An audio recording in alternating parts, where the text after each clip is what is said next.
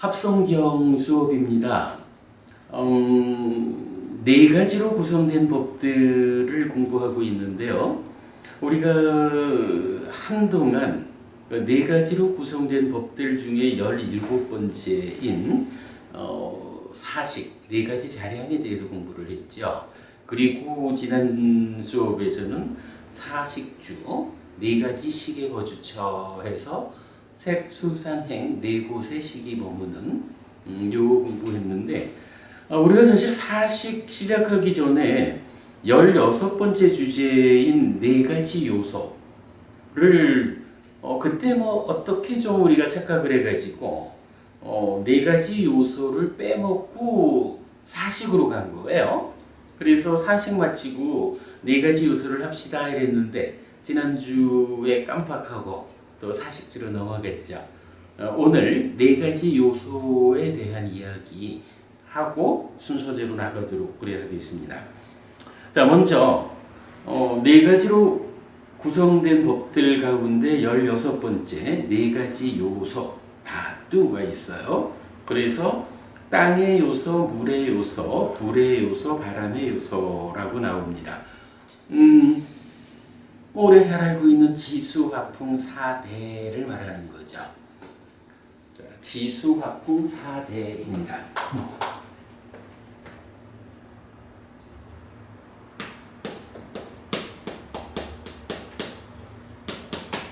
이때 요소가 다투라는 말을 썼는데요.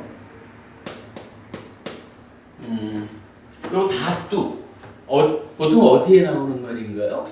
우리 육계라고 할 때 그때 6가지 요소라고 할 때 이 다투를 쓰죠. 여러 가지 3개 이렇게도 쓰고 6개, 3개, 무색 개 많이 쓰이는 말이죠. 자, 이래서 네 가지 다투 요소라는 것이 있는데 땅의 요소, 물의 요소, 불의 요소, 바람의 요소가 있다. 그래서 땅이라는 거 물론 지, 수, 화, 풍 중국에서 번역되어 있는 거죠. 지수화풍 4대라고 우리가 잘 알고 있는 거죠. 빨리어로는 파따위 다투,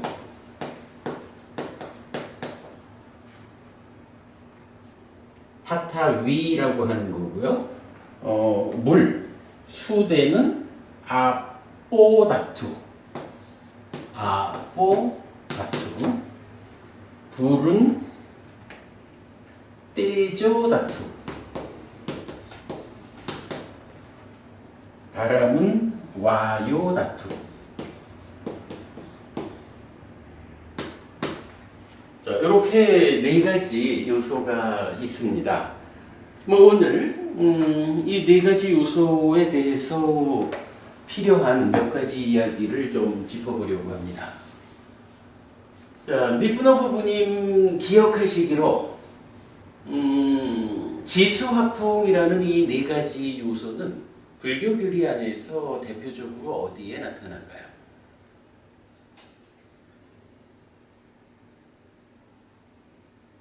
지수화풍 어디에서 쓰이는 말일까? 그렇죠. 색, 루파라는 게 있죠. 색이 어떻게 정의 되죠? 지수화풍 4대 그리고 4대가 결합해서 생겨난 것. 이렇게 말하는 거죠. 4대와 4대조색. 물질이라고 하는 것은 어쨌든 지수화풍이라는 요소로의 네 가지 그리고 그것이 어떤 형태로든 결합해서 이거요 저거요 라고 물질적인 것으로 이름 붙여져 있는 규정되는 이걸 말하는 거죠. 그래서 경전은 하여간 물질이라는 것은 지수화풍 4대도 물질이고 4대가 결합해서 생겨난 거 이것도 물질이다 라고 말을 해줘요. 뭐 어쨌든 뭐 우리가 그러니까 나라고 하는 존재를 말할 때 색수상행식 오온으로 말하잖아요.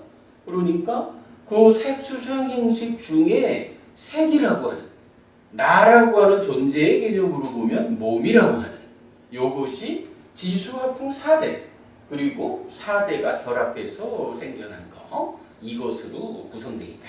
이렇게 정리가 되는 거죠. 뭐 이걸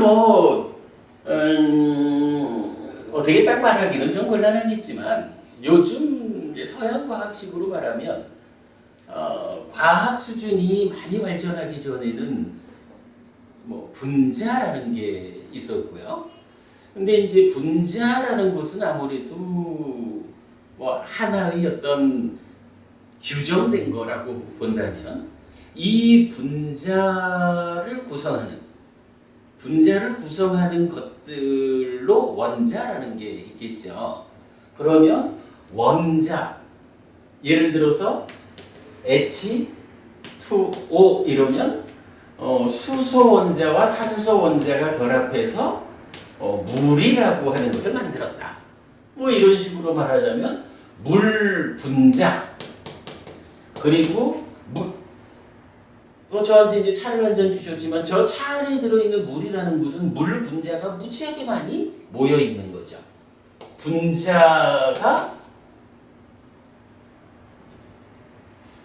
분자의 무더기 이렇게 말할 수가 있는 거죠. 그런가 하면 이 물을 구성하는 것은 수소라는 원자와 산소라는 원자 요게 물을 구성하는 원소다. 이렇게 이제 말을 할 수가 있겠죠. 근데 이제 자연과학이 발전하다 보니까 어때요?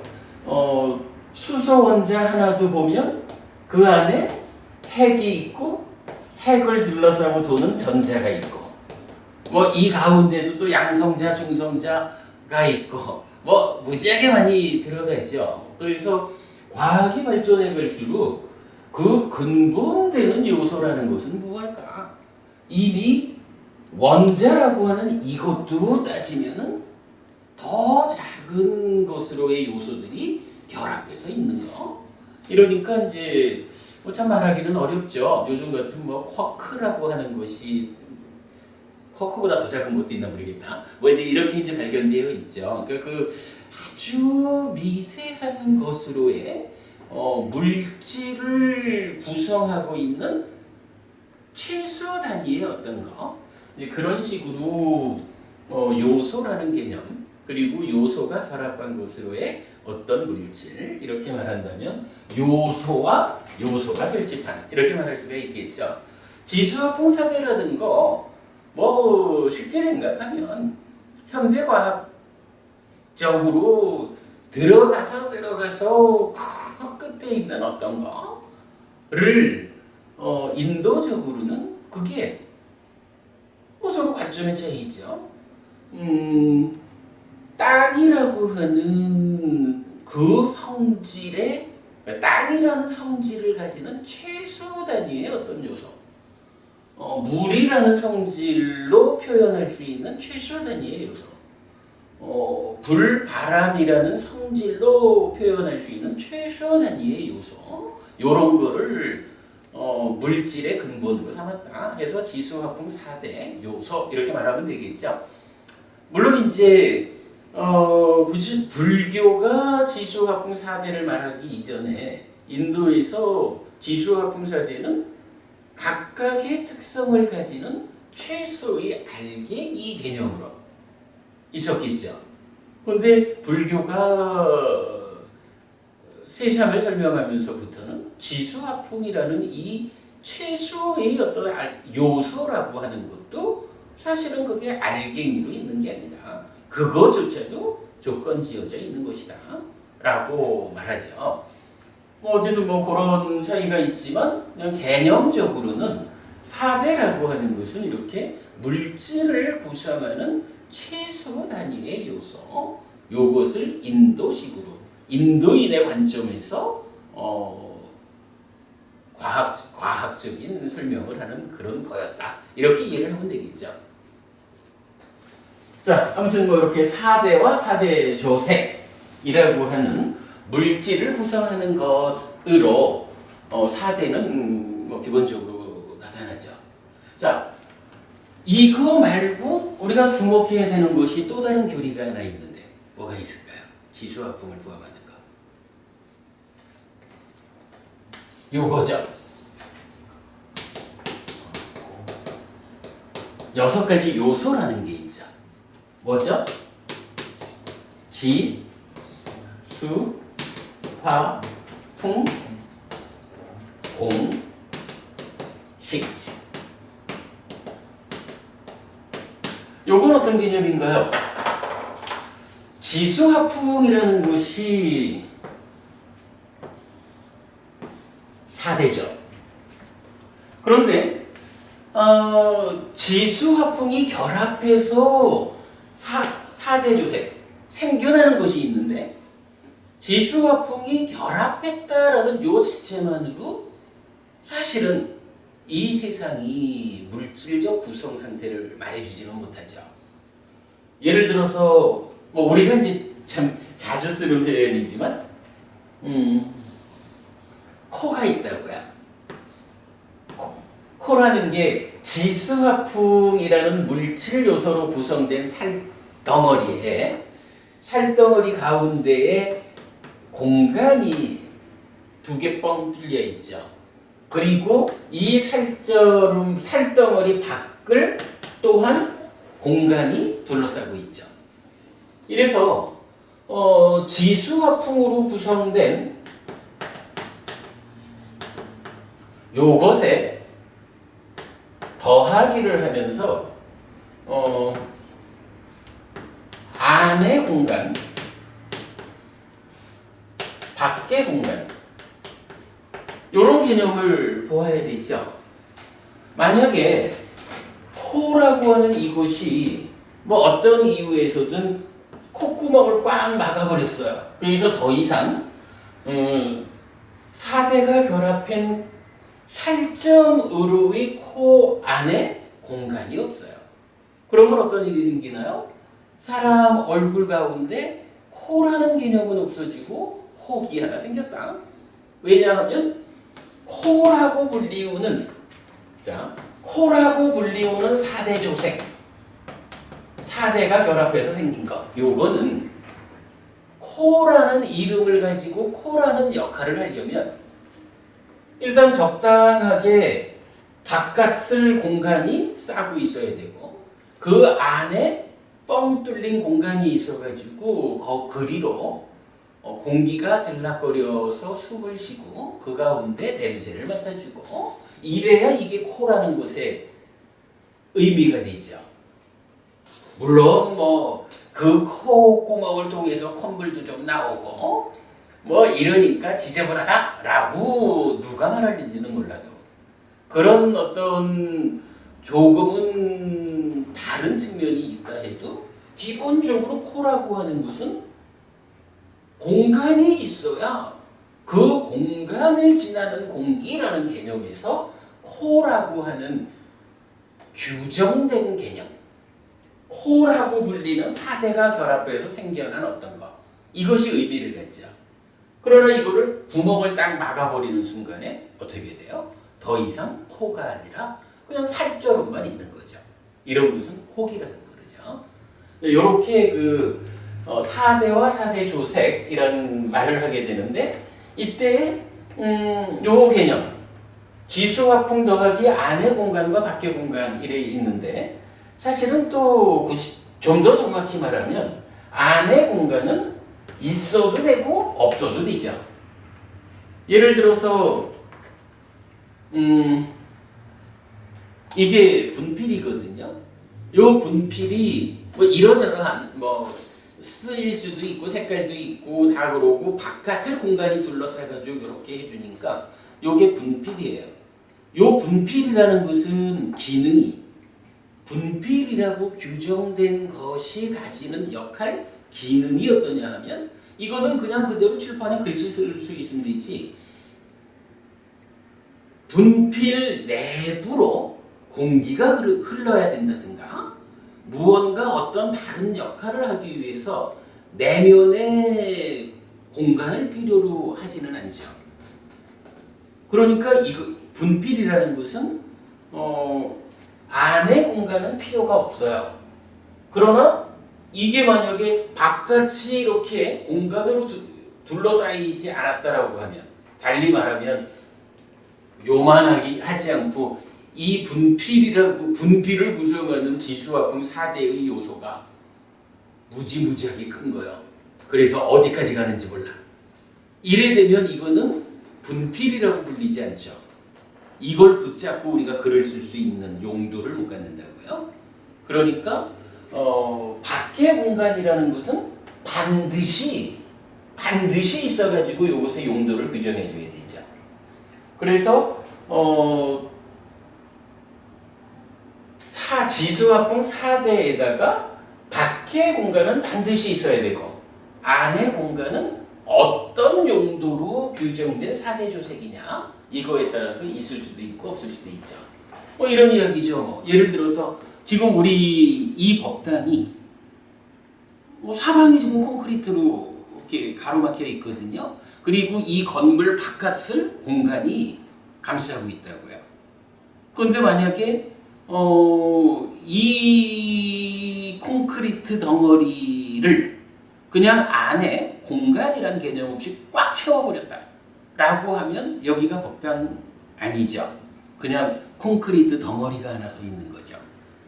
그러나 여기를 바깥을 공간이 둘러싼 그 위에서 안에다가 공간을 확보해가지고 우리가 법회할 수 있는, 공부할 수 있는 내면의 공간을 만들어주니까 어때요? 이게 그냥 콘크리트 덩어리 이렇게 정의되지 않고 법당이다, 건물이다, 우리가 무언가 할 수 있는 공간이 있다 이렇게 정의되는 거죠. 그래서 4대 조색이라고 하는 것은 그러니까 어떤 것이든 우리가 이거요 저거요라고 이름 붙여가면서 살아가는 이런 물질적인 것들은 지수화풍이라는 물질적 요소에다가 밖의 공간은 반드시 밖의 공간이 어떤 한 측면을 규정해주고 안의 공간은 있기도 하고 없기도 하고 이런 상태로 4대 조색이 정의가 되죠. 그러니까 4대 조색 이거다 저거다라고 이름 붙여져 있는 물질은 뭐예요? 지수화풍 4대에다가 반드시 필요로 하는 게 공간이라는 걸 필요로 한다. 이 개념이죠. 그러면 지수화풍이 4대라면 4대 조색은 4대의 공간이 함께하는 상태. 요걸로 4대 조색, 무언가 규정된 이렇게 설명이 되겠죠. 이렇게 4대라고 하는 것은 그러니까 물질을 정의하는 4대와 4대 조색, 그리고 그와는 좀 다른 교리로 6계라는 것을 말하면서 지수화풍 공식이라고 말하는데 지수화풍 공 여기까지는 요것은 색이다 이렇게 이해를 하면 되겠죠. 그리고 주목해야 되는 것은 6계라는 말을 할 때는 식이라는 게 하나가 더 있는 거예요. 자, 요거 우리가 윤회의 진실 공부하면서 아주 중요하게 보았던 거죠. 육사외도 중에 아지타 깨사깐발리라는 외도의 스승은 어떻게 말하나요? 인간은 지수화풍 4대로 구성되었다 이렇게 말하거든요. 이건 무슨 얘기인가요? 지수화풍 4대로 구성되었다라는 것은 오직 물질, 달리 말하면 몸, 오직 물질만이 인간을 구성하는 본질이다 이런 얘기죠. 1차적 요소다. 마음이라고 하는 것은 몸의 작용이 고도화될 때 거기서 생겨나는 것이기 때문에 살다가 죽으면 몸에서 생겨난 마음은 토대를 상실하고 소멸해버린다. 그래서 죽음은 끝이다. 거기에 무슨 뭐 다음 생이니 윤회니 이런 개념 없다. 이렇게 주장하는 게 아지타케 사건 말이죠. 그런데 부처님은 뭐라고 말씀하시냐 하면 동일한 문장 인간은 지수, 화풍, 공, 식으로 구성되었다. 이렇게 말씀을 하셔요. 이건 뭔가요? 지수, 화풍, 공식, 달리 말하면 지금 우리가 보고 있는 6개인 거죠. 6개로 구성되었다. 아지타가 사람이 지수, 화풍으로 구성되었다. 오직 물질인 몸만이 인간의 본질이다. 그래서 죽음은 끝이지 윤회 없다. 이렇게 말할 때 부처님은 그거 인간에 대해서 잘못 해석한 거다. 깨달음의 눈으로 인간의 삶의 현실을 통찰한 부처님은 그거 아니고 지수화풍 공식이라고 하는 6가지의 요소로 구성된 것이다. 이렇게 말하는 거예요. 근데 이제 그럼 이건 무슨 의미냐라고 보니까 바로 요 얘기죠. 아지타케 사건 벌리는 지수화풍 요것이 인간이다. 이랬는데 부처님은 아니야. 사실은 공간이라는 개념이 함께 있어야 사대와 사대조색이라는 물질, 몸도 정확하게 설명되는 거고 거기에 지수화풍 공을 통틀어서 정의되는 물질과 이 물질에 종속되지 않은 그지? 아지타도 마음이 없다는 건 아니니까 다만 그 마음이 지수화풍 물질에 종속된 거기 때문에 죽음은 끝이다. 이래 했는데 부처님은 그렇지 않다. 식이라고 하는 또 하나의 별개의 요소 물질과 대등하게 제시되었죠. 물질과 대등한 물질에 종속되지 않는 또 하나의 요소로 식이라는 것이 있다. 식, 마음이죠. 마음이니까. 그래가지고 살다가 죽으면 지수화풍 공이라는 5가지 즉 물질이라는 것은 물질인 까닭에 100년 한박이면 죽어야 되는 생존기간에 한계가 있다는 거죠. 그러나 부처님이 설명하는 이 식이라고 하는 것은 삶의 과정을 누적하면서 지속적으로 변화하지만 이 식이라는 것이 그렇게 몸따라 죽는 것이 아니다. 이 식은 생존기간이 달로 정해져 있지 않다. 오직 팔정도라는 수행에 의해서 삶을 완성해가지고 더 이상 중생으로의 욕계, 색계, 무색계, 생로병사하는 윤회하는 이런 고달픈 삶으로부터 벗어나서 해탈해서 열반을 실현할 때까지는 죽을래야 죽을 수도 없는 거. 그래서 생존기간이 달리 정해져 있지 않은 이런 특성을 가지고 있다. 물질에 종속되지 않은 것이다. 이렇게 말해주는 거잖아요. 그래가지고 이렇게 6개로서 구성되었다라는 이 말씀이 바로 부처님 몸이 죽어도 몸 따라 죽지 않는 마음이 있어서 다음 생을 살아간다. 그래서 세상을 보는 삶을 보는 첫 번째 시각이 무엇이냐? 저 세상은 있다. 부처님 이렇게 말씀하시는 거잖아요. 바로 여기에서 윤회하는 삶이 설명되는 거라고요. 이게 좀 우리가 충분히 아는 거죠. 자, 이렇게 지수화풍 4대를 말하자면 물질의 정의 그리고 육계라고 하는 불교 안에서 아주 비중 큰 이 교리에 의해서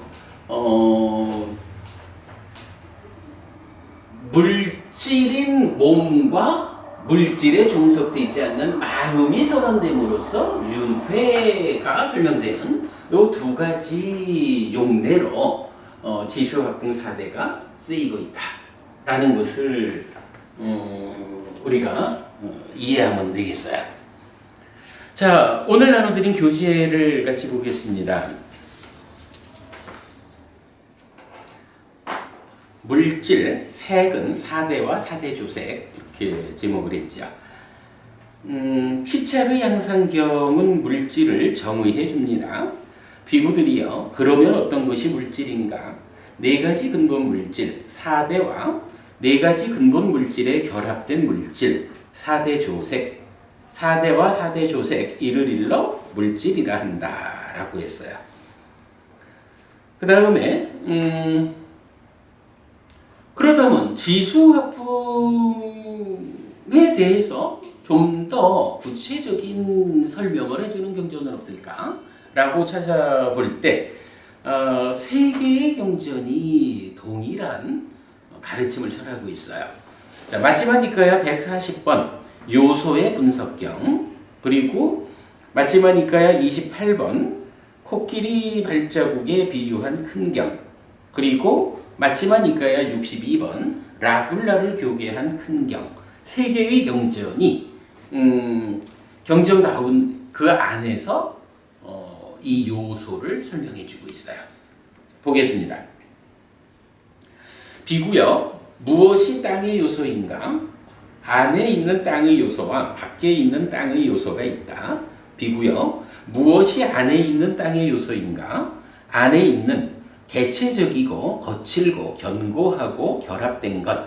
예를 들어 머리카락, 털, 손, 발톱, 이, 피부, 살, 힘줄, 뼈, 골수, 신장, 심장, 간, 흉막, 지라, 허파, 창자, 장간막, 위, 똥, 그리고 기타의 개체적이고 거칠고 견고하고 결합된 것은 무엇이든지 그것을 비구여 안에 있는 땅의 요소라고 한다. 이와 같이 안에 있는 땅의 요소와 밖에 있는 땅의 요소를 땅의 요소라고 한다. 이것은 나의 것이 아니고 이것은 내가 아니고 이것은 나의 자아가 아니다 라고 이와 같이 있는 그대로 바른 지혜로서 보아야 한다. 이와 같이 그것을 있는 그대로 바른 지혜로서 보아서 땅의 요소를 멀리 떠나 땅의 요소로부터 마음을 깨끗이 하여야 한다. 땅의 요소, 지대라는 것은 무엇일까? 라고 하니까 안에 있는 것도 있고 밖에 있는 것도 있다라고 해요. 이때 안이라는 것은 몸이에요. 내 몸 안에, 그러니까 내 몸을 안이라고 표현했고 몸 밖에 있는 것을 밖이라고 표현했죠. 그랬을 때 무엇이 안에 있는 땅의 요소인가? 라고 해서 첫째는 이렇게 말을 해요. 개체적이고 거칠고 견고하고 결합된 것.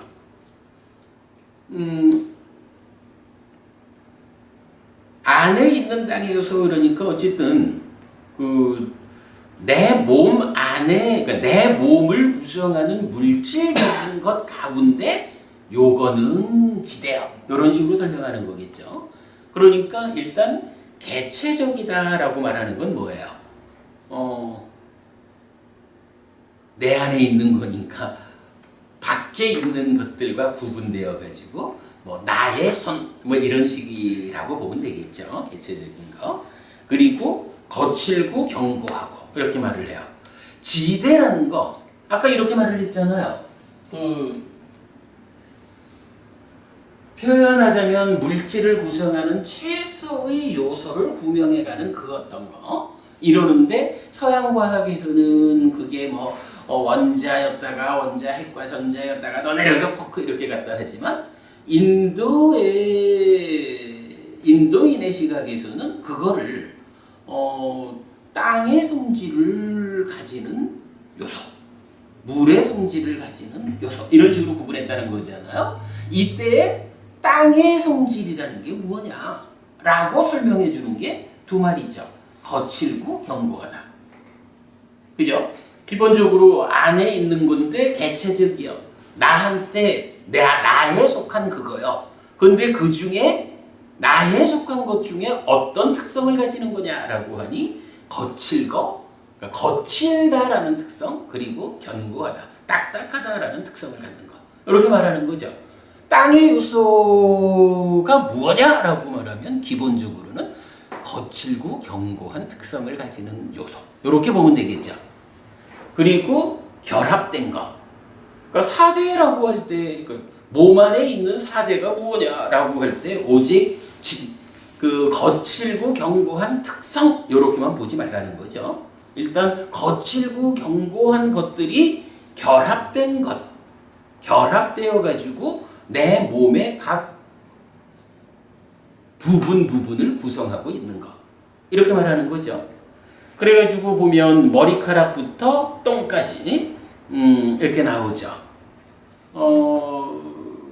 뭐 쉽게 보면 될 것 같아요. 내 몸 중에 다른 몸과는 구분되는, 또 몸 밖의 다른 물질과는 구분되게 내 몸 안에 있는 나라고 하는 개체를 구성하고 있는 것들 가운데 거친 특성, 견고한 특성을 가진 것, 이런 것들이 땅의 요소다, 지대다, 이렇게 보면 되겠죠.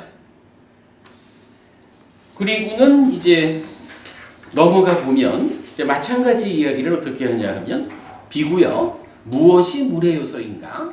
안에 있는 물의 요소와 밖에 있는 물의 요소가 있다. 비구요, 무엇이 안에 있는 물의 요소인가?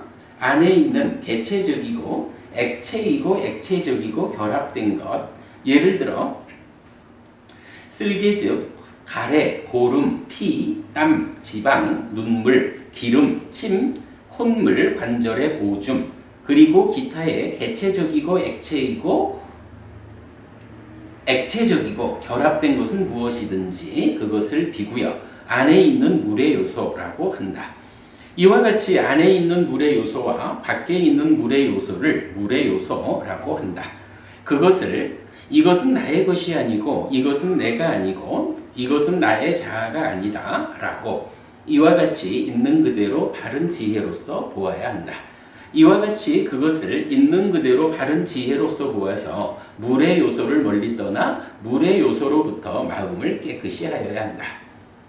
그러니까 뭐 동일한 내용이죠. 그러면서 물의 요소가 가지는 특성이 무엇냐라고 하니 액체이고 액체적이다. 글쎄 뭐 액체적이다 이렇게 표현을 하면 뭐 어떻게 이해해야 될지 잘 모르겠지만 어쨌든 우리 몸 안에 들어있는 액체로 되어 있는 것.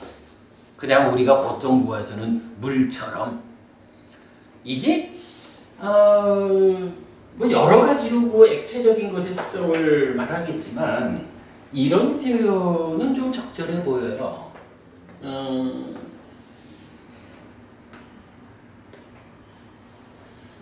뭐 그릇이 있다 할까요? 그릇에다가 이 그릇에다가 빵을 하나 담았다고 하자고요. 빵이라고 말하면 지대 이렇게 되겠죠. 그런데 이 그릇에 구멍이 살짝 나 있어.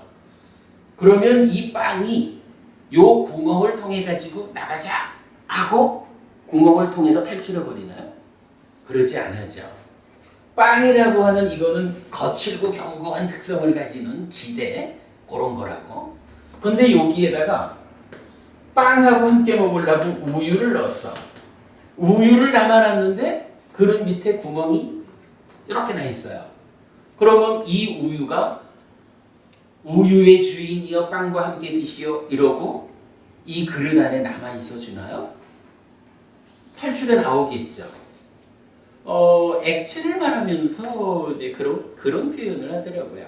그냥 그러니까 빵처럼, 그러니까 지대처럼 어떤 형태로든 만들어진 상태로의 모양을 가지고 유지하는 게 아니라 액체라고 하는 것은 자기 모양이 따로 없는 거야. 그냥 그릇 안에 담으면 그릇 생긴 그대로의 모양으로 담겨 있고, 병에 담으면 병 생긴 모양대로 그대로 담겨 있고, 자기 원래의 어떤 모양을 안 가지고 그냥 무엇이 나를 둘러쌀까? 라는 것에 의해서 보여지는 거야. 또 자기의 어떤 근본적인 그 고유한 형태를 가지지 않느냐. 그러면서 어디든 틈만 있으면, 그러니까 자기 형태를 유지하지 않으니까 틈만 있으면 팽창해 나가는 뭐 이런 식으로 액체를 말하는데 뭐 타당해 보여요. 뭐 여러 가지로 하여간 액체를 말할 수 있겠지만 어쨌든 액체다. 액체적인 거 이런 것을 수대 물의 요소라고 한다. 라고 하면서 예를 들자면 쓸개즙에서부터 오줌까지 이렇게 이제 말하고 있어요. 요거 보면 한 가지 보이는 게 지대와 수대를 안의 것을 말하면서 예를 들어준 게 뭔가요? 우리가 부정관이라는 공부에서 보면 우리 몸을 31가지 부정한 것들이 모여있는 이렇게 설명을 하잖아요. 그 31가지 부정한 것들을 일부를 떼어가지고 이것은 예를 들면 몸 안의 지대입니다. 일부를 떼어가지고 이것은 예를 들면 몸 안의 수대입니다. 라고 31가지 부정관의 대상인 몸을 구성하는 것들을 지대와 수대 두 가지에서 설명하고 있다. 그렇게 보면 되죠. 그러면서 지금 땅의 요소, 물의 요소 마찬가지로 안의 것은 이렇게 설명을 하는데 밖의 것은 설명을 안 하죠. 밖의 것은 왜 설명을 안 했을까? 이건 뭐 설명할 이유가 없죠. 그냥 우리가 보아가지고 다 아는 거지 뭐. 우리 몸 안에는 이런 것들이 있는데 몸 밖에는 그저 그렇게 거칠고 견고한 거는 몸 밖의 지대요. 이렇게 액체고 액체적인 거 낙동강을 가가지고 보면서 저것이 수대요 라는 것을, 낙동강을 흘러가는 그 물이 수대다라고 하는 것을 우리가 모를 일은 없죠. 그러니까 몸 밖의 것은 별도로 설명할 이유가 없는 거예요. 다 아는 거니까. 그래서 설명을 생략하고 있다. 그렇게 보면 되죠. 그 다음에 비구요. 무엇이 불의 요소인가? 안에 있는 불의 요소와 밖에 있는 불의 요소가 있다. 비구요. 무엇이 안에 있는 불의 요소인가? 안에 있는 개체적이고 불이고 불과 같고 결합된 것.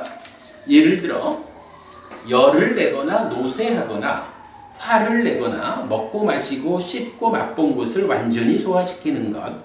그리고 기타 개체적이고 불이고 불과 같고 결합된 것은 무엇이든지 그것을 비구요 안에 있는 불의 요소라 한다. 이와 같이 안에 있는 불의 요소와 밖에 있는 불의 요소를 불의 요소라고 한다. 그것을 이것은 나의 것이 아니고 이것은 내가 아니고 이것은 나의 자아가 아니다라고 이와 같이 있는 그대로 바른 지혜로서 보아야 한다. 이와 같이 그것을 있는 그대로 바른 지혜로서 보아서 불의 요소를 멀리 떠나 불의 요소로부터 마음을 깨끗이 하여야 한다. 뭐 여기서는 이제 더 이상 안에 있는 불의 요소 이렇게 설명하지 않죠. 다만 불이고 불과 같은 이렇게 설명하면 이게 불의 요소다. 뭐 그럼 불이 뭐고 불 같은 게 뭐냐? 이거는 뭐 특별히 달리 설명할 이유가 없다는 거죠. 우리가 불 같은 것은 무언지를 다 알고 있다. 이렇게 이해를 해야 되겠죠. 그러면서 설명하기를 뭐 예를 들어 열을 내거나 노쇠하거나 화를 내거나 먹고 마시고 씹고 맛본 것을 완전히 소화시키는 것 이랬거든요. 이거 어떻게 봐야 될까요? 열을 낸다, 화를 낸다, 소화시킨다 이런 개념 보면 뭐 쉽게 말하면 요즘 쓰는 말로 에너지의 역할을 하는 이런 것들이 불의 요소다. 이렇게 보면 되겠죠. 그냥 그 정도 이해하면 될 것 같아요. 넘어갑니다. 비구요. 무엇이 바람의 요소인가? 안에 있는 바람의 요소와 밖에 있는 바람의 요소가 있다. 무엇이 안에 있는 바람의 요소인가? 안에 있는 개체적이고 기체적이고 결합된 것. 예를 들어 상방으로 부는 바람, 하방으로 부는 바람, 창자에 부는 바람, 위에 부는 바람, 사지로 부는 바람, 날숨, 들숨, 그리고 기타, 개체적이고 기체이고 기체적이고 결합된 것은 무엇이든지 그것을 비구여 안에 있는 바람의 요소라고 한다. 이것은 나의 것이 아니고 이것은 내가 아니고 이것은 나의 자아가 아니다라고 이와 같이 있는 그대로 바른 지혜로서 보아야 한다. 이와 같이 그것을 있는 그대로 바른 지혜로서 보아서 바람의 요소를 멀리 떠나 바람의 요소로부터 마음을 깨끗이 하여야 한다. 이랬어요. 바람의 요소도 특별히 다른 설명이 필요 없죠. 그냥 내 안에서 기체이고 기체적인 거. 그래서 위로 부는 바람, 아래로 부는 바람, 창자에 부는 바람, 위에 부는 바람, 사지로 부는 바람, 들숨날숨. 이렇게 이제 설명하고 있고 몸 밖에요. 그냥 움직이는 게 다 바람인 거죠. 이렇게 설명하고 있어요. 자, 그 다음에 넘겨보면 사실은 이제 지금 이 세 개의 경전은 지수화풍 4대를 설명하는 경전이 아니라 6개 쪽에서 접근하는 경전이거든요. 그렇기 때문에 지수화풍 공식을 설명하는 중에 있어서 이제 공에 대한 이야기까지를 함께 해요. 비구여 무엇이 공간의 요소인가? 안에 있는 공간의 요소와 밖에 있는 공간의 요소가 있다. 비구여 무엇이 안에 있는 공간의 요소인가? 안에 있는 개체적이고 공간이고 공간적이고 결합된 것. 예를 들어 귓구멍, 콧구멍, 구강과 그것을 통해 먹고 마시고 씹고 맛을 본 것을 삼키고 그것을 통해 먹고 마시고 씹고 맛을 보고 삼킨 것을 하복부에서 배설하는 것 및 기타의 다른 안에 있는 개체적이고 공간이고 공간적이고 결합된 것은 무엇이든지 그것을 비구여 안에 있는 공간의 요소라고 한다. 이와 같이 안에 있는 공간의 요소와 밖에 있는 공간의 요소를 공간의 요소라고 한다. 이것은 나의 것이 아니고 이것은 내가 아니고 이것은 나의 자아가 아니다라고 이와 같이 있는 그대로 바른 지혜로서 보아야 한다. 이와 같이 그것을 있는 그대로 바른 지혜로서 보아서 공간의 요소를 멀리 떠나 공간의 요소로부터 마음을 깨끗이 하여야 한다. 어쨌든 비어있는 공간, 요거 공간의 요소다. 사실은 나가루지나죠. 용수 스님 이후로 대승불교의 중관 사상이 일어나면서 공이라는 말을 연기라고 그 개념을 붙이면서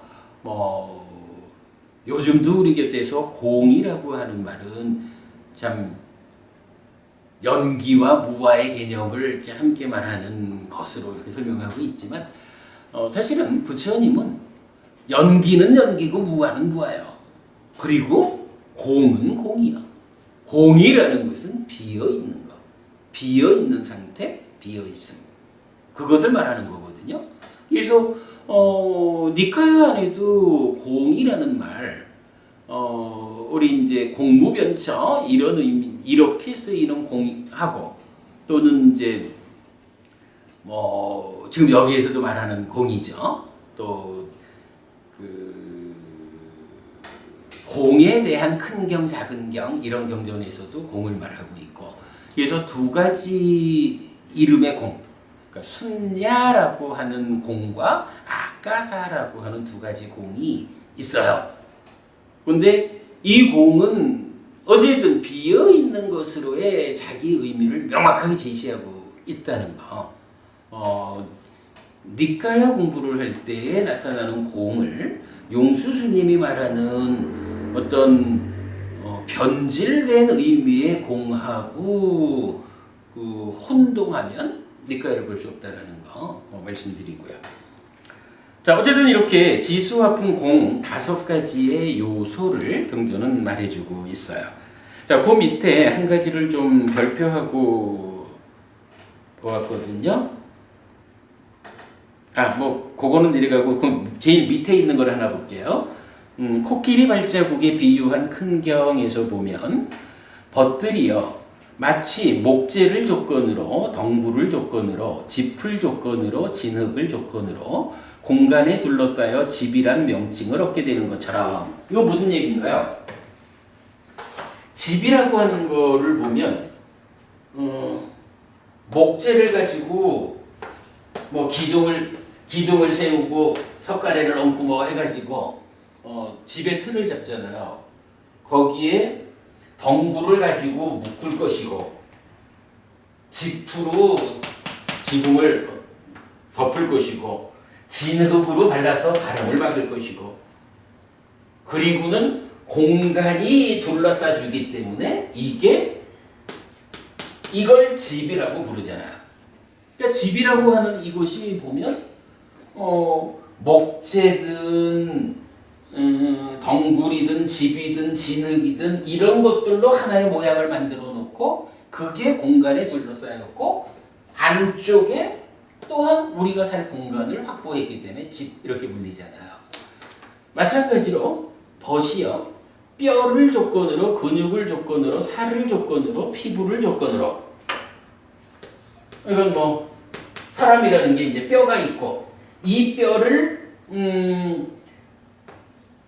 근육과 살과 표면을 덮고 있는 피부 이런 것들이 함께하는 조건이 되어서 함께 있는 가운데 밖을 공간이 싸주고 있다.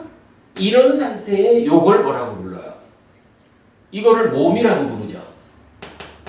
그러니까 집이라는 것과 몸이라는 것도 따지고 보면 이렇게 물질적인 것들이 안과 밖으로 공간에 둘러싸여서 이거를 집이라고 규정 지어주고 몸이라고 규정 지어준다.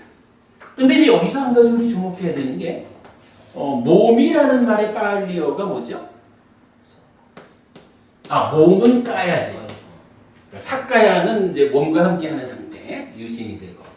그런데 여기서 경에서는 지금 이렇게 공간에 둘러싸여가지고 몸이라는 이름을 얻는다 하면 까야를 써야 될 것 같은데 그 대신에 까야를 안 쓰고 루파라는 이름을 얻는다 이렇게 했어요. 루파 색이잖아.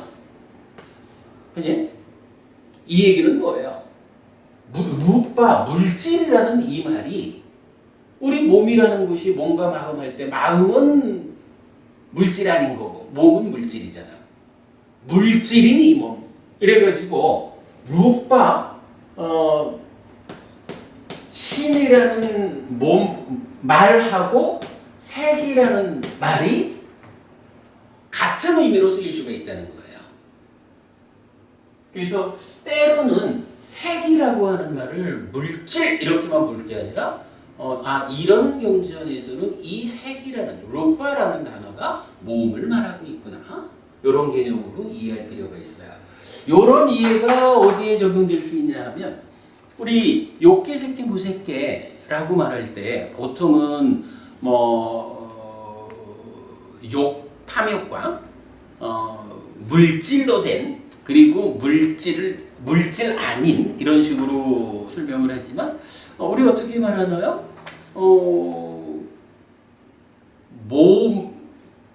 몸과 마음이 함께한 상태를 나여라고 붙잡으면 요거 색계다. 그 위에 몸 밖의 것에 대해서 내 거요라고 하는 소유가 덧씌워지면 욕계다. 이제 제4선 이후에 참으로 몸이라는 이 보잘것없는 것에 내 마음이 의지하고 묶여있구나라고 알고 보게 되면 어때요? 더 이상 몸에 집착하지 않죠. 이렇게 몸에 대한 경향성, 물질에 대한 경향성을 넘어서면 무색계. 거기에서는 몸이라는 몸이 나를 구성하고 있지만 이 몸에 내가 집착하는 이런 경향은 없어. 다만 아직까지 이 마음이라는 것을 나의 자아라고 뭉쳐진 그래서 해탈하지 못한 이런 개념으로 무색계가 우리가 설명하고 있죠. 그런 개념으로 말할 때도 색이라는 이 단어가 몸을 의미한다라는 것으로 해석돼야 되는 필요성 이런 거를 볼 수가 있죠. 어쨌든 코끼리 발자국에 비유한 큰 경에서는 이렇게 뼈 뼈를 조건으로, 근육을 조건으로, 살을 조건으로, 피부를 조건으로 공간에 둘러싸여 있는 그거를 몸가야라고 지칭하지 않고 루파라는 말을 써서 이 몸이 루파라고 하는 것을 알려주고 있다. 이렇게 보아야겠죠. 자, 이렇게 해서 지수, 화풍, 공 5가지 요소를 보았고요. 근데 한 가지 좀 애매한 건 있죠. 육해라는 식으로 접근을 했다 그러면서 지수, 화풍, 공은 다 알려주는데 식은 왜 안 알려줄까? 이건 뭐 우리가 이제 이렇게 이해했죠. 경전에서 보면 몸이라는 것은 사대로 된 것이고 부모에게서 받은 것이고 밥과 죽으로 직접 된 것이고 내지 뭐 죽으면 벌레도 파먹는 것이고 이렇게 하나의 문장으로 몸은 정의가 되죠. 근데 경전은 어떻게 해도 마음이라는 것은 그렇게 정의를 안 해주죠. 왜 그런가요? 마음이라는 것은 이렇게 하나의 문장으로 정의할 수 있는 단순한 것이 아니라 아주 복잡한 것이다. 그래서 따지면 사부니까야 전체가 마음이 무언지 설명해주는 경전들이다. 그래서 결국 별 수 없이 우리가 경전들을 꿰고 꿰어가지고 식이라는, 그러니까 심이라고도 의라고도 식이라고도 하는 마음은 이런 것입니다 라고 경전을 꿰어서 이해해야 되는 뭐 그런 현실이죠. 그래서 식에 대해서는 하나의 문장으로 식은 이렇다라고 적어지지 않는다라는 거 우리가 뭐 가끔 말하는 거죠. 이제 그렇게 보기로 하겠습니다. 그 다음에 이제 다시 여기에서 좀 보아야 될 게, 자, 지금 우리가 본 경전에서는 이렇게 말하죠. 지수, 그러니까 땅의 요소라고 말하면 이것이 땅의 요소다라고 정의하고 그 문장의 끝에 가서 뭐라고 하냐 하면 이것은 나의 것이 아니고 이것은 내가 아니고 이것은 나의 자아가 아니다라고 이와 같이 있는 그대로 바른 지혜로서 보아야 한다. 이와 같이 그것을 있는 그대로 바른 지혜로서 보아서 땅의 요소를 멀리 떠나 땅의 요소로부터 마음을 깨끗이 하여야 한다. 이랬거든요. 요거 뭐 정형적인 표현이죠. 내게 아니고 내가 아니고 나의 자아가 아니다. 이렇게 말하는 것은 여실직연하라. 무상무아라고 하는 존재의 실상을 보아라. 이렇게 말하는 거죠. 그래서 지수화풍 공이라고 하는 이 물질을 설명하는 5가지 요소 모두에 대해서 이렇게 아까 제가 말씀드린 거죠. 인도에서 부처님 이전에는 지수화풍이라는 그것이 최소의 알갱이로의 요소라고 알려져 있었지만 불교가 부처님이 법을 설함으로써 지수화풍 자체가 알갱이로의, 그러니까 최소 단위의 어떤 알갱이 이런 개념이 부정되는 것이다. 왜냐하면 지수화풍 4대조차도 바로 무상한 것이고 무아인 것이다. 그것 또한 조건 지어져서 결합되는 것이다. 이렇게 이제 설명한다는 거죠. 여기서 이제 바로 지수화풍 공 5가지 요소 전체를 그렇게 무상한 것이다, 무아인 것이다 라고 여실직연하라 라고 부처님 알려주시는 거죠. 지수화풍 공이라는 게 결국 세상을 구성하는 거고 나를 구성하는 거기 때문에 이 각각의 요소에 대해서 이것이 상한 것이고 아역라고 잘못 보게 되면 삶을 향상으로 이끌지 못한다. 이렇게 말하는 거죠. 그래서 결국은 이렇게 존재를 구성하는 요소들에 대해서 무상하다, 무하다 이렇게 여실직연할 것을 경은 요구하고 있다. 우리가 요즘 이제 대념적용 공부를 이제 저녁 시간에 하고 있잖아요. 지난주에 대념적용의 신념처에 속하는 4대 관찰 부분을 공부를 했어요. 거기서는 제가 오늘 공부를 상당히 중복되게 했지만 거기서 제가 분명히 하나를 말씀드린 게 신념처 수행에 속하는 4대 관찰은 지금 이 경들이 말하는 무상무아를 보아라 여실직연해라 라고 이렇게 높은 수준의 관찰을 사념처, 신념처는 요구하지 않는다라는 걸 말했어요. 신념조에 속하는 4대 관찰에서는 분명히 그렇게 나와요.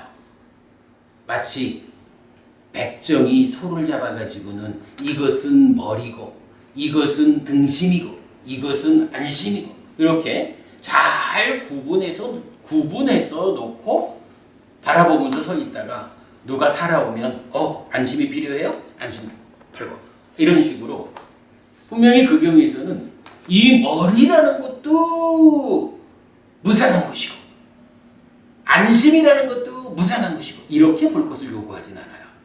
그러니까 사념초 수행에 나타나는 4대 수행은 이렇게 그 여실직연할 것을 요구하는 높은 수행의 자리가 아니라 그냥 내 몸이 이렇게 지수화풍 4대로 구성되어 있다. 부정관이 말하는 31가지 부분은 쥐대와 수대에 속하고 그리고 나머지 화대와 풍대가 따로 이렇게 있고 그러면 내 몸을 그대로 관찰하면서 내 몸 중에 이러이러한 부분은 지대에 속하는 것이다. 이러이러한 것은 수대에 속하는 것이다. 이러이러한 것은 화대에 풍대에 속하는 것이다 라고 분명히 구분해서 알기만 하는 거기까지를 사념초에서는 요구하고 있다. 요 구분하는 것을 제가 지난 수업에서도 이제 간략히 좀 말을 했고요.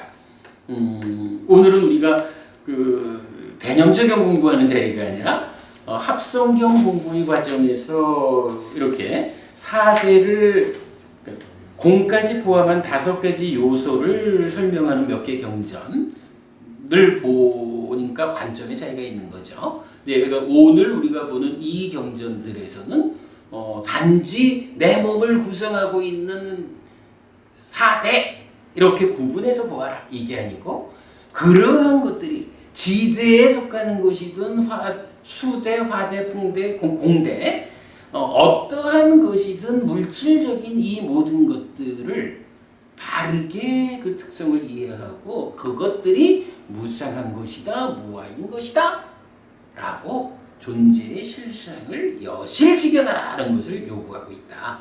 요 개념 차이를 말할 수 있겠죠. 네, 그 2가지를 좀 분명히 보는 걸로 하겠고요. 프린터가 이제 왔으니 인사해드리지 못했습니다만은 이 공부에서 우리가 한 가지 좀 연장해서 보아야 할 게 있어요. 이제 지수화풍 4대라고 하는 이것이 어쨌든 이제 우리 물질의 근본 요소잖아요. 그런데 이 지수화풍 4대라고 하는 것이 얼마나 견고한 것일까? 이것이 소멸한다라는 개념이 있을까? 라고 지수화풍 4대의 소멸이라는 개념을 좀 주목해야 할 것 같은데 디가니까야 11번째 경이 깨왔다 경이라는 경전이 있어요. 그 깨왔다 경에서 부처님이 어떤 경우가 있었다라고 이제 말씀을 하시면서 이런 표현을 하셔요.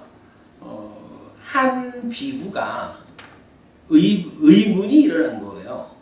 지수화풍 4대라는 것이 어디에서 소멸할까? 어디에서 멈추는 것일까? 라고는 의문이 가니까 이제 이거를 하늘 사람들한테 그러니까 삼매에 들어가지고 하늘 사람들한테 물어봐요. 사왕천에 가가지고 당신들은 신이니까 지수화풍 4대가 어디에서 소멸하는지 멈추는지 아십니까? 우리 모릅니다. 33천으로 가서 물어보셔요. 우리 모릅니다. 야마천으로 가서 물어보셔요. 쭉 올라가서 우리 모릅니다. 타화자재천에 가서 물어보셔요. 우리 모릅니다. 대범천을 만나서 물어보셔요. 이렇게 그러니까 지수화풍 4대라고 하는 이것이 어디에서 멈추는지 어디에서 소멸하는지 이 질문에 대해서 답을 못하는 거예요. 근데 사실은 그럴만도 해요. 이게 어찌 보면 서양 과학이 지수화풍 4대라고 불리는 이 물질의 최소 단위의 요소, 이것을 처음에는 원자가 그건 줄 알았잖아. 그 다음에 조금씩 발전해가면서 원자 핵이 나오고 전자가 나오고 중성자, 양성자가 나오고 파고 들어가 보니까 이 작용 쿼크라는 거에서 뭐 어디에 가는 어려운 일이죠. 그러니까 어디서 4대가 멈춥니까? 소멸합니까? 라는 개념은 사실은 4대에 대한 다른 차원의 질문이 되니까 신들도 그걸 모르는 거야. 나중에 대범전한테 가가지고 어떻습니까? 라고 하니까 대범전이 따로 불러, 남들이 안 보는 대로 불러가지고 저 사람들은 내가 전지자라고 알고 있는데 저 사람들 앞에서 내가 모른다 말할 수 없으니 따로 불러내서 말하는 겁니다. 이러면서 나도 그거 모릅니다. 부처님한테 가서 물어보십시오. 부처님은 하실 겁니다. 이렇게 말을 해가지고 비구가, 부처님 지자인 비구가 4대의 문제를 하늘로 올라가서 물어보다가 되돌아서 이제 부처님한테 온 거야. 그래가지고 부처님한테 그렇게 물어요. 대덕이시여, 도대체 어디서 이 네 가지 근본 물질, 즉 지대, 수대, 화대, 풍대가 남김없이 소멸합니까? 라고 묻는 거예요. 뭐 제가 이 소멸이란 단어가 아마 멈춤이란 단어랑 같이 쓰였어요. 제가 그 체크를 안 했네. 그랬더니 이제 소멸, 하여간 그래요. 그랬더니 이제 부처님이 이렇게 말하는 거야. 지수화풍 4대에 대해서는 어디서 남김없이 소멸합니까? 라고 질문해서는 안 된다. 그렇게 말하는 게 아니라, 그렇다면 어떻게 질문해야 할까? 하니 이렇게 물어라 라고 하는 거야. 어디에서 물과 땅과 불과 바람은 굳건히 서지 못하고 자기를 확고히 하지 못하고, 어디서 길고 짧고 미세하고 크고 깨끗하고 더러운 것과 어디서 정신과 물질은 남김없이 소멸합니까? 또는 멈춥니까? 이런 이 단어의 의미가 그러니까 우리가 그냥 그 소멸이라는 개념을 좀 달리 알죠. 이게 뭐 부서져서 없어진다라고 보지 않고 그 번뇌를 부숨으로써 무명이 버려지고 명이 일어나는 이런 상황으로 우리가 소멸이라는 말을 풀잖아요. 근데 이제 여기서는 그 니로다라는 단어를 쓰지 않고 우파짜티인가 뭐 그래 단어를 써가지고 스탑, 멈춘다라는 개념으로 이게 나오는데 약간 요건 뒤에 조금 더 설명을 해볼게요. 어쨌든 이제 부처님은 어디에서 지수화풍 4대가 남김없이 소멸합니까? 이렇게 묻지 말고 어디에서 4대가 굳건히 서지 못하고 어디에서 길고 짧고 미세하고 크고 깨끗하고 더러운 것 정신과 물질이 남김없이 멈춥니까? 이렇게 물어야 된다. 그러니까 조금 이 지수화풍 이것이 그냥 물질을 구성하는 구성된 상황으로는 설명하기가 쉬워요.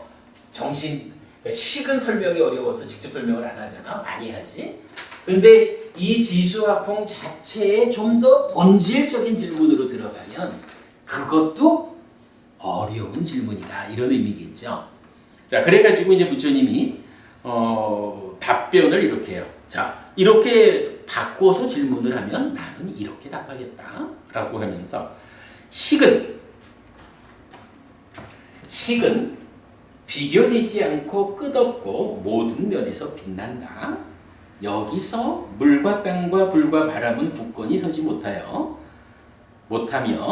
여기서 길고 짧고 미세하고 크고 깨끗하고 더러운 것과 여기서 정신과 물질은 남김없이 멈춥니다.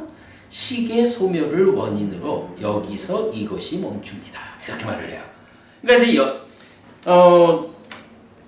지수화풍 이것이 어디서 굳건히 서지 못합니까? 정신과 물질이 어디서 남김없이 멈춥니까? 이렇게 질문을 했는데, 그죠? 이 지수화풍에 대한 이야기를 질문을 했는데 부처님은 엉뚱하게 식을 말하는 거예요. 식을 말하면서 이 시기라는 것은 비교되지 않아. 끝없고 모든 면에서 빛나. 이렇게 이제 말씀을 하시면서 구체적인 이야기는 우리가 좀 더 연구가 돼야 되고, 그러니까 경전이 그렇게 말을 하거든. 그러면서 결론을 이렇게 말하는 거예요.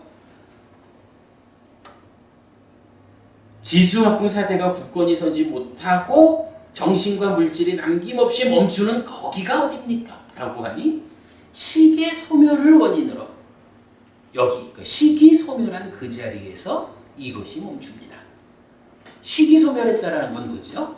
열반을 실현했다, 해탈했다 이 얘기잖아요. 시계 소멸이라는 개념을 우리가 명확히 알잖아. 이로 해탈해서 열반이 실현된 시기라는 것이 더 이상 번뇌의 영향에서 영향을 받지 않는 무위의 삶이 실현된 이러한 열반이 실현되면 그 열반이 실현되었다는 그것을 원인으로 지수화풍 사대가 이렇게 굳건히 서지 못되고, 그러니까 지수화풍 사대가 굳건히 섰다라는 것은 하여간 이러한 세상에서의 삶을 말하는 거니까 이것이 굳건히 서지 못한다. 이거는 몸을 근간으로 하는 삶의 영역, 몸과 함께하는 삶의 영역이 중생의 삶이죠. 그 중생의 삶으로부터 벗어나 이런 의미를 말해주고 있는 거죠. 정신과 물질 또한 시기 소멸한 거기서 멈춘다라고 말하는 이런 개념. 이게 조금 어려워요. 저도 지금 이제 이거를 그 작업을 하다가 프린터 문제 때문에 손으로 적어갖고 나오고 하니까 좀 정확히 설명하기가 좀 어려운데, 아무튼 지수화풍 공이라는 이 5가지 요소를 오늘 우리가 경전이 말하는 구체적 의미를 보았고요. 거기에 하나 덧붙여가지고 이 지수화풍 4대가 멈춘다, 소멸한다라고 하는, 달리 말하면 몸이라고 하는, 그러니까 몸을 구성하는 그 근본 자리가 굳건하지 않다. 더 이상 몸을 만들지 않는, 즉 몸과 함께 하는 것으로의 중생의 삶의 영역을 벗어난 해탈된 삶의 영역, 열반이 실현된 시기 소멸한 번뇌를 부숨으로써 무명이 버려지고 명이 생겨난 무위의 삶이 실현된 이러한 자리가, 그러한 자리를 4대가 멈췄다, 소멸했다 이렇게 말하는 거지. 이거를 지수화풍 각각을 알갱이로 보아가지고 요 알갱이인 지수화풍이 어디서 부서질까? 이런 식으로 접근하지 마라. 부처님 이렇게 설명해 주는 거죠.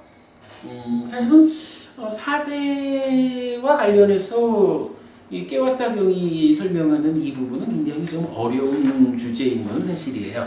근데 뭐 그냥 그래도 우리가 4대를 공부하는 이 자리에서 그냥 이렇게 이런 가르침이 있다. 좀 더 구체적 의미는 뒤에 더 많은 연구를 통해서 확실히 하자. 그러나 이렇게 알고는 가자라고 말하면 좋을 것 같아요.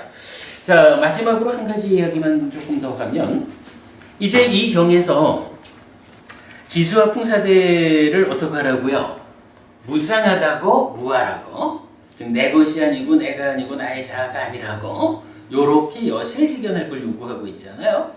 거기에 이제 조금 유사한 의미를 가지는 경전을 하나 볼 수 있는데, 마지막이니까야 152개 경전 중에 첫 번째 경전이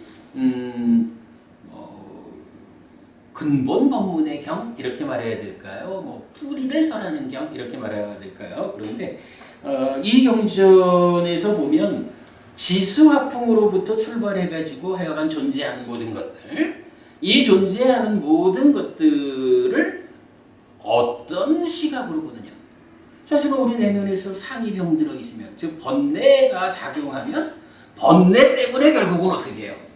이러한 사실은 무상하고 무아인 것을 상하고 아라고 잘못 보고 붙잡으면서 살아가는 거잖아. 그죠?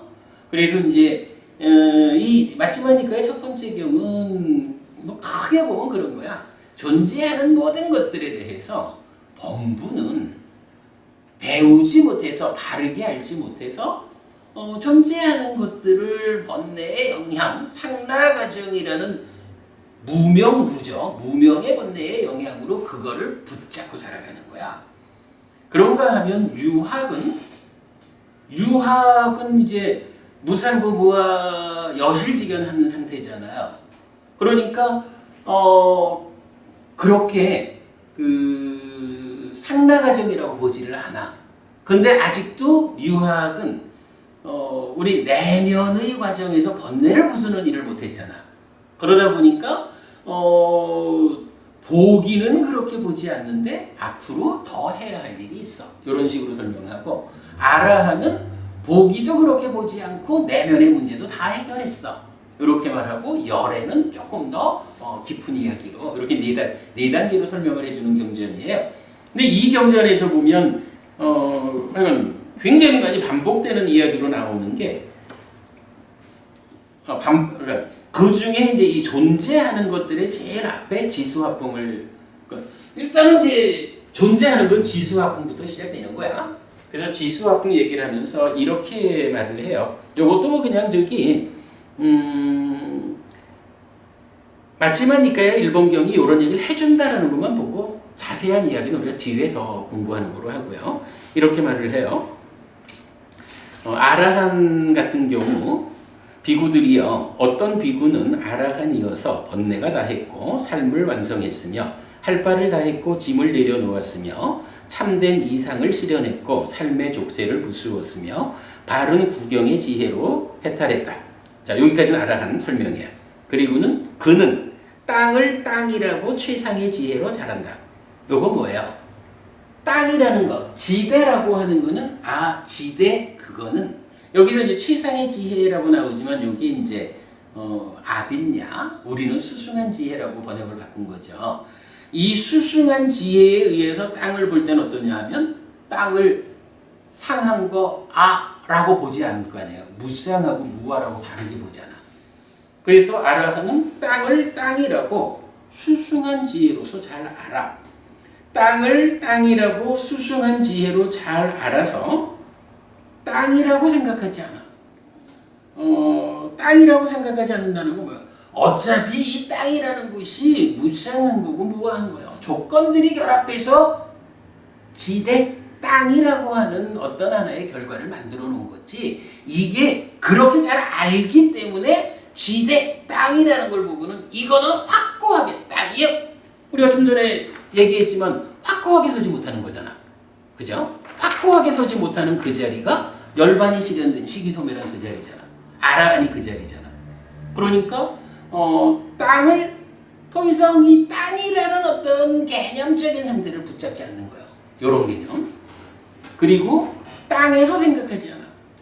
땅이라고 하는 어떤 확고한 고정된 그것을 전제하고 그 위에서 어떤 생각하지 않아. 이런 얘기죠. 땅으로부터 생각하지 않아.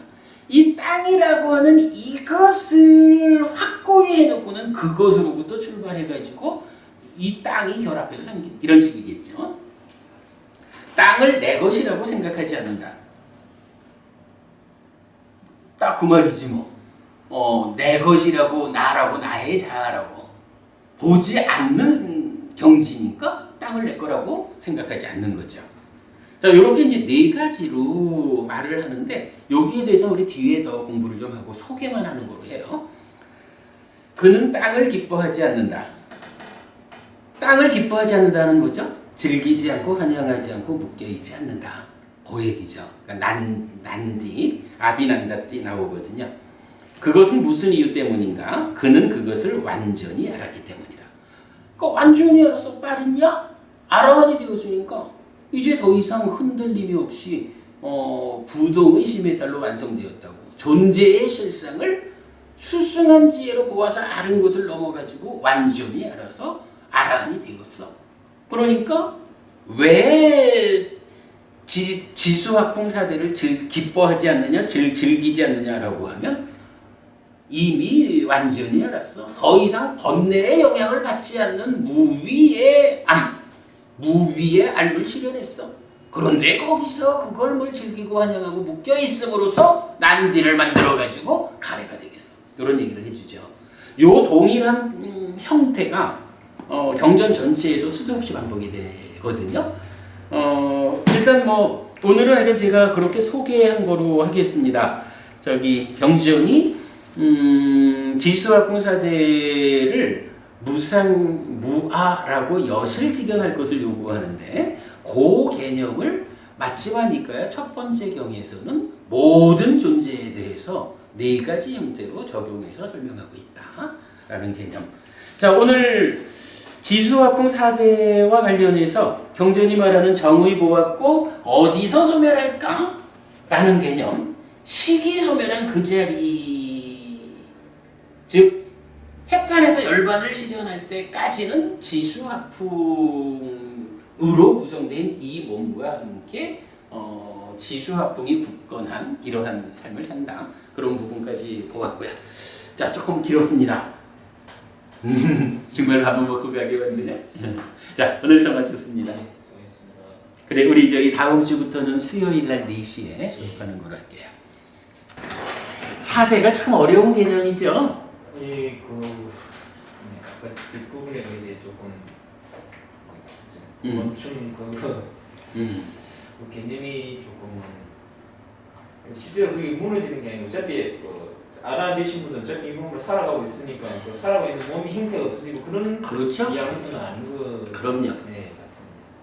그러니까 이제 열반을 실현했다라는 자리에서 지수화풍이기도 하고 식과 명색이 완전히 멈춘. 달리 말하면 행이 멈춘. 뭐 이런 그러니까 우리가 사식에서 공부한 그런 내용들을 다 포함하고 있는 하나의 표현이죠. 그러니까 이런 표현 자체가 이해하기 어려운, 진짜 이게 어려운 경이에요. 그러니까 그 얘기를 그러니까 신들한테 물어갔다가 대범청까지도 답을 못하고 부처님한테 가봐라 이래 하는 내용인 거죠.